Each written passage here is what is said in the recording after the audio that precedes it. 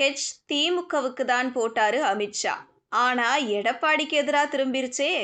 குஷியில் OPS. திமுகவுக்கு எதிராக மிக வலுவான கூட்டணியை அமைக்க வேண்டும் என நினைக்கிறார் பாஜக மூத்த தலைவரான அமித்ஷா. அதிமுக அணிகள் மட்டுமல்லாது தமிழகத்தின் பல்வேறு கட்சிகளையும் இணைத்து மெகா கூட்டணியை உருவாக்க தீவிர முயற்சிகள் நடைபெற்று வருகிறது. இந்த நிலையில் அமித்ஷா ஓபிஎஸ்ஐ சந்தித்ததால் எடப்பாடி பழனிசாமி மிகுந்த அதிருப்தியில் இருப்பதாக சொல்லப்படுகிறது. அதை சமாளிக்கும் வகையில் தமிழக வருகையின் போது அமித்ஷா பல்வேறு முக்கிய முடிவுகளை அறிவிப்பார் என்கின்றனர் பாஜகவினர். 2026 சட்டமன்ற தேர்தலை முன்னிட்டு தமிழகத்தில் கூட்டணி அரசியலில் பெரிய மாற்றங்கள் உருவாகும் சூழல் உள்ளது. குறிப்பாக திமுகவுக்கு கடும் போட்டி கொடுக்க வேண்டும் என்ற இலக்குடன் பாஜக முழுமையான திட்டமிடலை மேற்கொண்டு வருகிறது.